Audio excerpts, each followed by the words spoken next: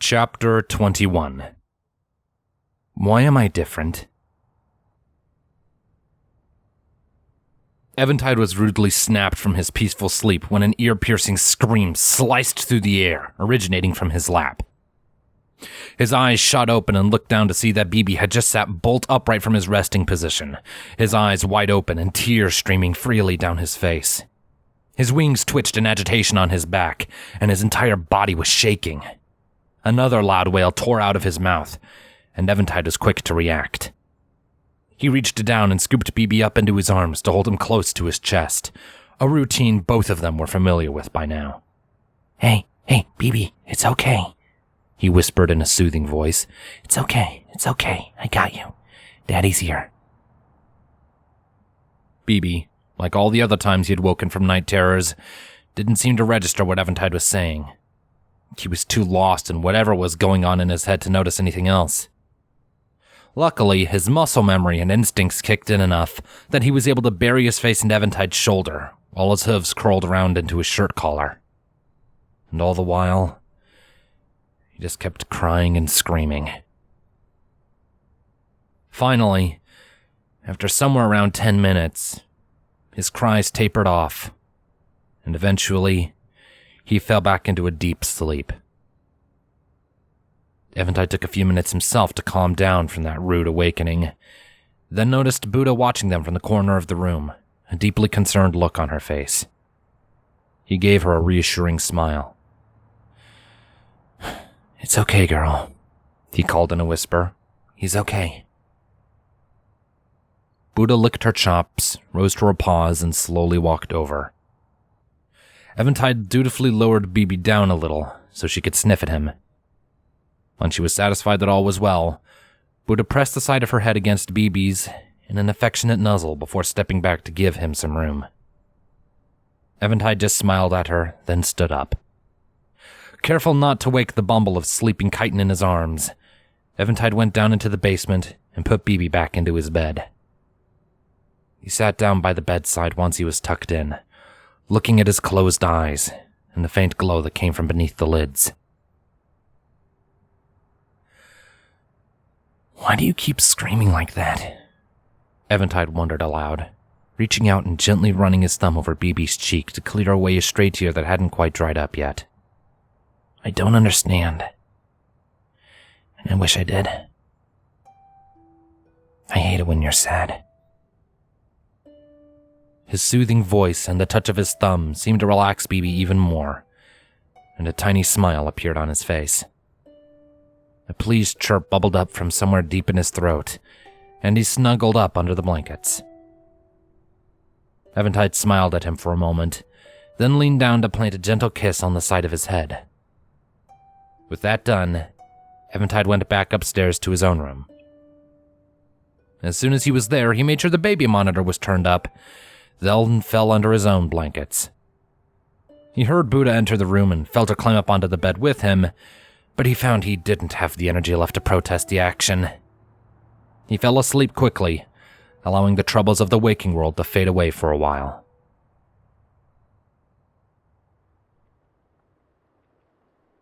The next day. It was cloudy and rainy that day. What little light there was outside the house was blotted and muted by the drawn curtains, forcing Eventide to turn on the lamps to keep the living room lit. He presently sat at his dining table, his hands folded over each other in front of him, while Fluttershy sat across from him, listening as he regaled her with the situation and his plans to fix it. She was quiet and nodded along, soaking up all the information. When Eventide finally finished, Fluttershy gave an understanding nod and smile. I think you're making a good decision. Getting a new, better-paying job sounds like a wonderful idea. And it's even better because you want to move BB so we can be safe. Eventide nodded slowly. Yeah. Just figured I should get you up to speed. You've been a big help after all, and I'm probably still going to be needing you for a good long time, he said with a smile. Fluttershy giggled sheepishly and shrank back a bit, a few strands of her long pink hair falling in front of her face. Oh, I haven't done that much. I'm just helping you here and... Nuh-uh, none of that. Eventide was quick to counter with his smile becoming a teasing smirk. You help me a lot, and that's all there is to it. Just take the compliment, okay? Fluttershy blinked a few times. Okay? She conceded awkwardly before clearing her throat and leaning forward again. Anyway, now that you mention it... She gave him a hesitant look. I won't be quite as available to help you for the next couple weeks. There's a big school project coming up, a musical showcase, and I'm in one of the bands. Eventide raised an eyebrow in surprise. For a few moments, his brain tried and failed to picture Fluttershy in a band. He could possibly picture her playing a flute or a harp solo, maybe even a piano, but as part of a group? He shook himself out of his trance and spoke up. For real? Never would have guessed. What instrument? He asked curiously. The tambourine. It's simple, and it makes a nice jingle sound, like magic sparkles. Fluttershy answered with an almost dreamy expression coming over her. Eventide smirked. Which you are familiar with now, of course. He pointed out while gesturing a finger at her. What with the school blowing up a few months back. That got a full-blown laugh out of Fluttershy, the sound music to Eventide's ears. She quieted her giggles after a few moments. Yes, I suppose I am, she replied with a warm smile and a shimmer in her eyes. After a few moments, though, that smile faded, and she glanced over her shoulder towards the hall that led to the basement, which was largely dark due to the overhead lamp in the hall not being on right now. Are you sure you'll be fine without my help for a while? Eventide nodded with a reassuring grin. I'm sure, Fluttershy. B and I should be okay. Thanks for the heads up, though. You're very welcome. Fluttershy replied before rising from her chair. Anyway, I actually need to get going. I'm supposed to be meeting the others in a little while to start our first round of rehearsals, she explained while heading for the door. Good luck on the job hunt. Thanks, and you have good luck with that music thing, Eventide called after her as she went. She gave him an appreciative smile and thumbs up before stepping out through the door. Thanks. Bye. See ya. The door closed with a reverberating thunk, leaving Eventide to sit on his own. He remained still for a few seconds, just thinking, before standing up and starting to walk across the carpet for the chair. We're moving? BB's voice suddenly cut through the air to his right, making Eventide come to a total halt. His blood ran cold, and he turned to see that the bug in question was standing in the hallway, towards the back. With the overhead light turned off, his glowing eyes were the most visible part of him, standing out in the relatively shaded space. To keep me safe? Eventide shifted uncomfortably on his feet, and shoved his hands into his pockets to hide his white knuckles.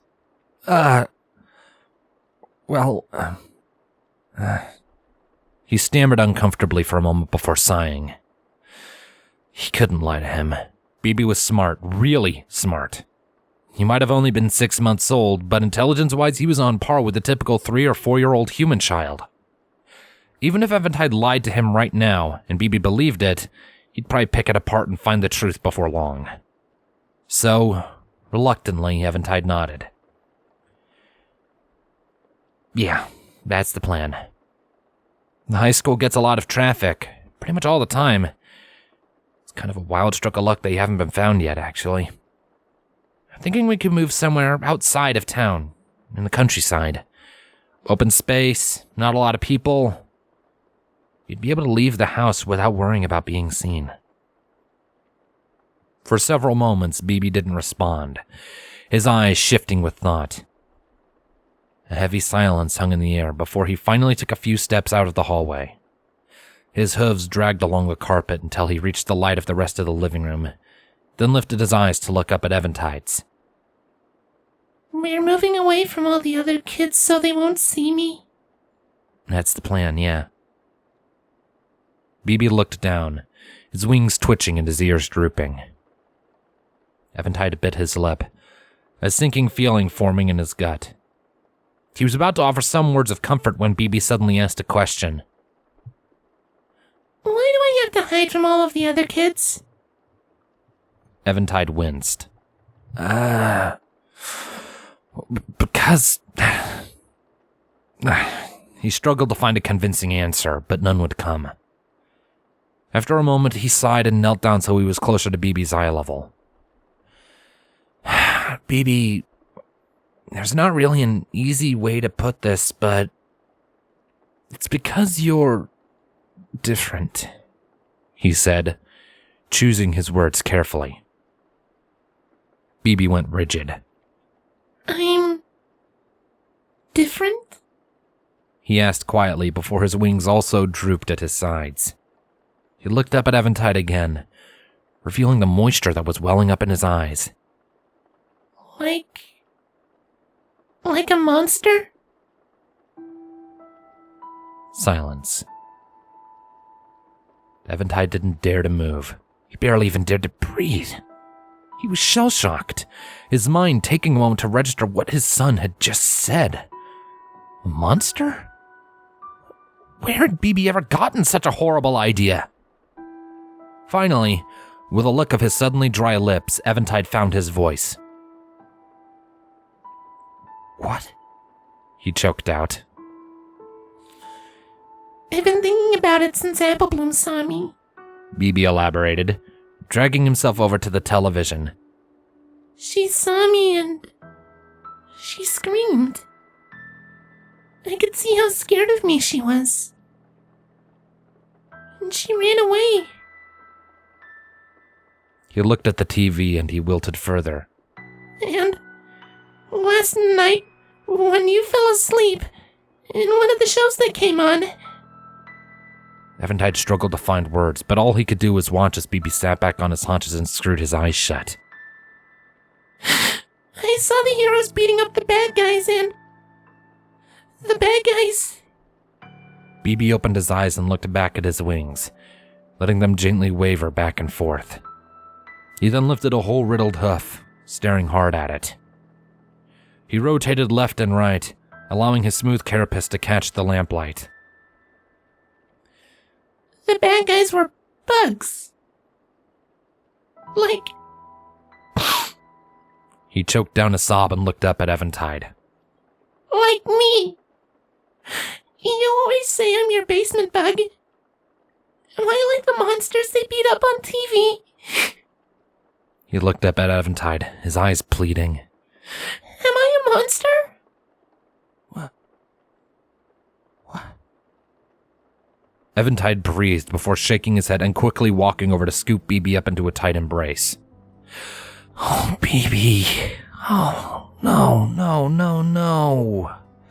You're not a monster, he said in a gentle but firm voice. You're my son. But I...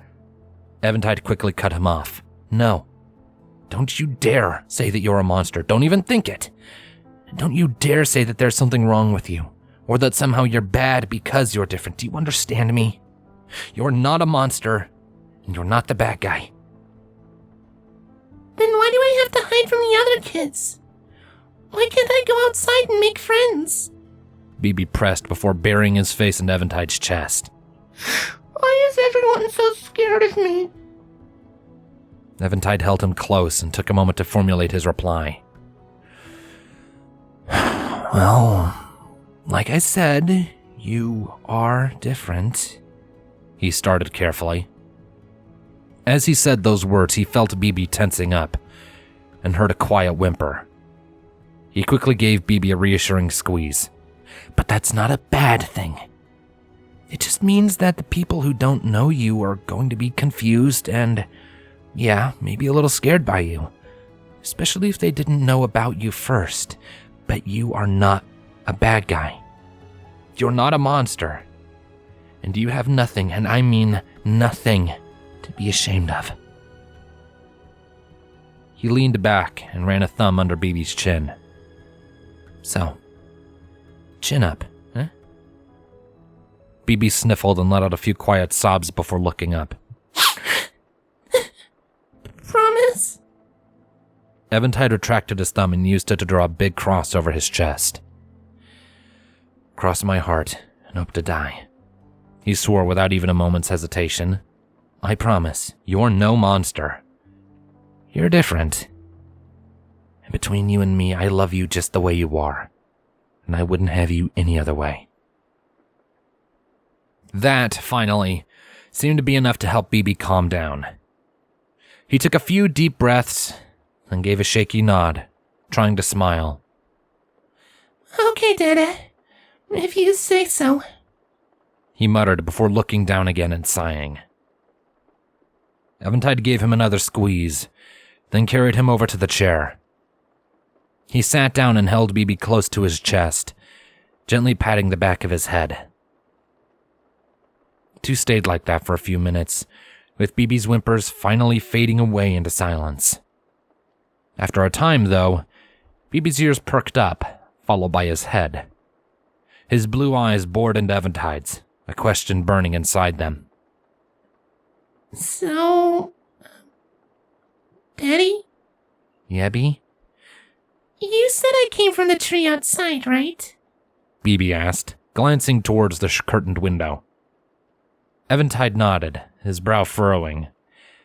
"Yeah, I found your egg at the base of it," he said, following his son's gaze. "Why?"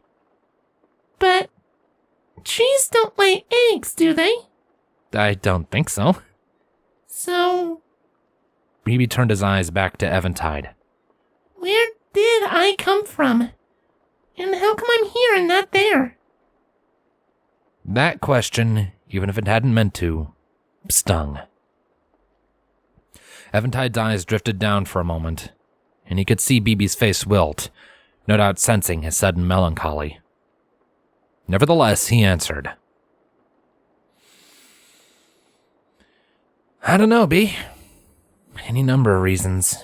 It might just be how your species does things. Maybe they lost you, maybe you were abandoned. Maybe you're one of a kind and there isn't a single other creature like you on the world. I don't know. And I have no way to know." BB let out a quiet sigh, clearly disappointed by the answer. After a few minutes, he extracted himself from Eventide's embrace and hopped down from his lap. With sluggish movements, he began to head back for the basement. I'm gonna go take a nap." Eventide watched him go for a few seconds, his heart falling deeper into his chest with every step his son took. Finally, it became too much, and he leaned forward. "BB?" he called after him, making the bug pause and look over his shoulder. "Yeah?" Eventide frowned and took a moment to think of how he wanted to approach this. Then, with a knowing smile, he started speaking. "You remember Pete, right? Big Green Dragon, your favorite story?" BB's ears perked up a little, and his eyes lit up with fond remembrance. "Yeah," he said, a small amount of energy returning to his voice. "I really like that one. Drawings are so cute." Eventide's smile grew. "Can you tell me what happens, please?" he asked leadingly, and BB fully turned to face him. He seemed confused by the request, but didn't object. Well, Pete lived with a couple of birds, his parents, in a tree next to the hill, right? When he learned that he was a dragon and not a bird, he ran away to live in a cave. He thought he didn't belong with them." BB began to recite, his little face scrunching up with concentration. "And, a couple of kids find him, Jane and Joshua. They made him go back to the birds, and they tell him that they loved him anyway. And they all lived happily ever." Eventide's smile grew even more when he saw the realization dawning on his son's face. BB looked at him with wide eyes and a gaping jaw, and Eventide just chuckled. He leaned forward. "BB, I know the last few days have been kind of scary for you. Being seen by a stranger, and me looking for a new job, now finding out we're moving just as soon as possible to keep you safe. got you thinking that maybe because of how different you are, you don't belong with me, right? BB slowly nodded. Uh-huh. Eventide continued.